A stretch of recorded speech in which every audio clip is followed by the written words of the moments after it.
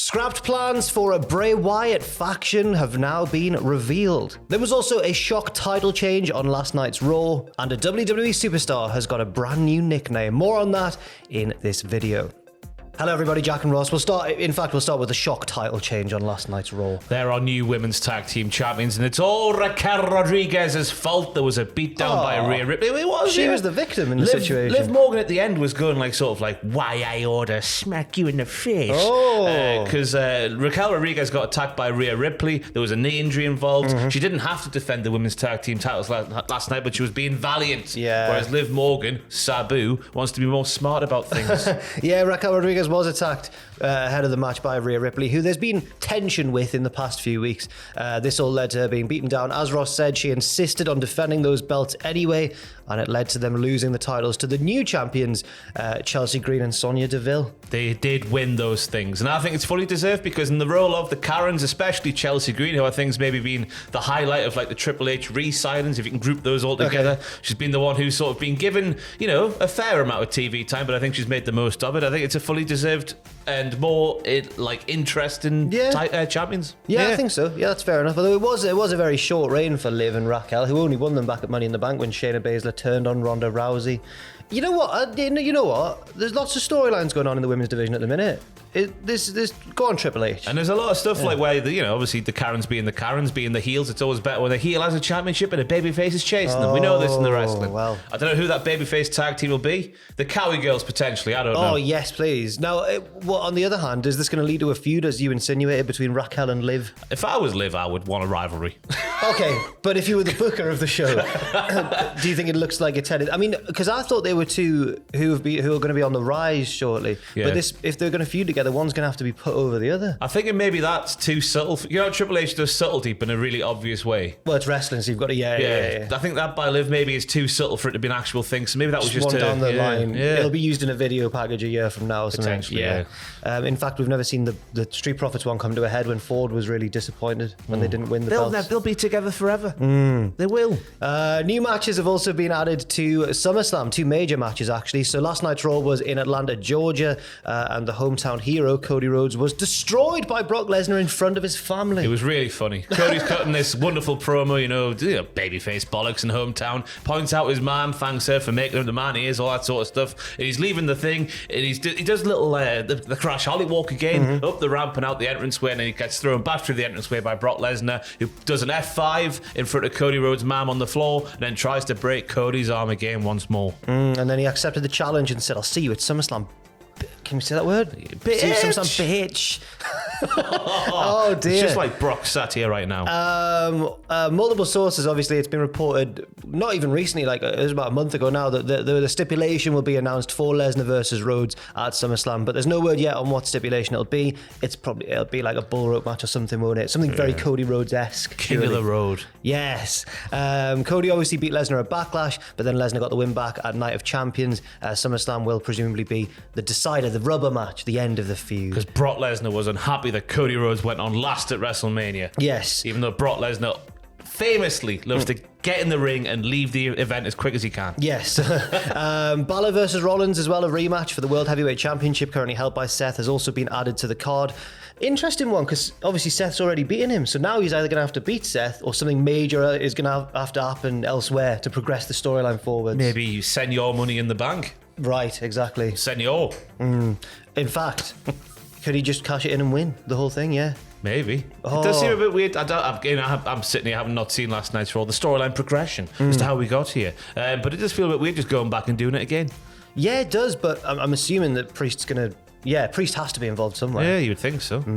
Now, a report from Fightful Select has revealed original plans for a Bray Wyatt faction back in 2020. Apparently, Paul Heyman proposed the idea of having Mike Bennett and Eric Young join a new faction alongside Bray Wyatt. This is the bit that has left me gobsmacked. Mike Bennett was meant to portray the character of Sister Abigail.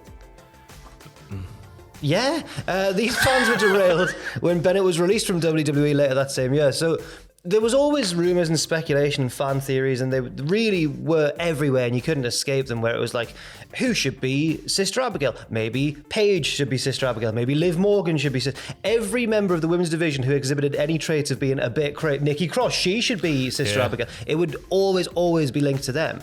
And no, it was Heyman. It was the guy who was madly in love with his wife. The greatest love they ever had. Heyman pitched for it to be Mike Bennett. I don't know. Mike Bennett's obviously a very talented professional wrestler, but in terms of what you think that the connotations of a Sister Abigail role, that doesn't seem like his sort of cup of tea. No, I don't understand how that would have worked. I can see Eric Young, because he had the background Insanity he was in, and he played an unhinged character in Impact as well. But no, Mike Bennett was like the superstar in Ring of Honor back in the day, wasn't he? Yeah, he was meant to, his whole thing was like, I'm not like these little indie boys. I'm a bona fide superstar. Yeah, it's very strange. Then a new pitch was apparently made suggesting that Eric Young should be a member of a new Wyatt faction alongside Bray Wyatt and Bo Dallas. This faction was intended to emerge shortly after this year's WrestleMania, which obviously Bray never ended up competing at. Unfortunately, Eric Young opted for his release instead, which me and Adam talked about on yesterday's news, because he said he didn't want to work with Vince, and Vince was back, and he went, off I go. See you later. Fair enough. Yeah. It would have been interesting to see how that would have played out, because Bray was meant to face Bobby Lashley, wasn't he? Then there was this mystery illness thingy for Bray, which obviously meant the match was cancelled. Yep. Bobby won the Andre thing instead, just got to pose with his trophy. Maybe Bobby was going to get ambushed, I guess, by Eric Young, and they said Dr. Howdy there, and Dr. Howdy. Dr. Howdy. He was a doctor of something. Yes. Crap. Thugonomics. It would have been interesting to see how the reaction went down as well, because obviously Eric Young got known as, as years went, obviously we know how good he is, but in terms of younger fan, you just see, it's Eric Young, the guy from the 24/7 division. Yeah. Now with Bray Wyatt, would that have gone down well? Remember those rumours that Vincent and what's-his-face from Ring of Honor being new members? I think that's the way they should have gone. Yes. And they could still do. Well, they can't with those two, because they've gone back to Ring of Honor. But they can do it with other people. They've got a lot of people on the roster. People we don't already know. Yeah, speaking of people we already know, well, that was a Matthew-esque segue, This is the worst news of the year so far. Why? Because it's just nothing. Because Big E is still a thing, right? Oh, of course. Big E is still a professional wrestler. I know he's injured, obviously all the well wishes to him and whatnot, but on last night's Raw, they've given the big name to somebody else. So ahead of a match between Shinsuke Nakamura and Bronson Reed last night, Bronson Reed was shown, as you'll see now, with a new nickname on the graphic. He is now Big Bronson Reed. Where do they come up with these crazy ideas? For a 330-pound man, I don't know. Yeah. But he is bigger than Big E. Yeah. Maybe he could have been bigger Brom Reed. But Big E's part of his, that's not a nickname, that's part of his name. I know it's not his real name, but his ring name is Big E. It's not Big E, it's just Big E. It's just like, a metaphorical big. But Big Bronson Reed, I don't get why that's a good nickname. What do you mean? Big Bronson Reed. It's a double B, isn't it? Yeah, but it's like Seth freaking Rollins. I'm not a fan of that, and how they use that all the time as well. Oh, that's connotations of, I don't know what it is. It just sounds cool, doesn't it? Big Bronson Reed. I think Big Bronson Reed also maybe makes him sound babyface-ish. Oh, it's Big Bazza. Oh, no, it could be a heel thing as well. That's Big Bronson Reed that you don't want to mess with. Oh, yeah, in the 80s. But, yeah, I guess so. This screams like a Vince McMahon thing to me. Really, yeah, it does. Triple H was not... If it was a Triple H thing, surely it would have happened before now. Why has it happened all of a sudden? Yeah, because just Bronson Reed was in NXT, wasn't he? Just looking at the way that people like Keith Lee were treated in the past and stuff, it's like Vince doesn't really see big man wrestlers and then sees them one week, even though they've been on TV for months, and goes like, change everything. Keith Lee wrestling a singlet now. There was an example of that on this week's main event. Excuse me, because JD McDonough lost on main event to a person I've forgotten to. Wow. But this is JD McDonough, who had the big debut and was maybe going to go in the Judgment Day with a little bit of Triple H subtlety. He's been off TV for a while now, yeah. Clearly Vince saw that he's 5'7" and went, no. Yeah.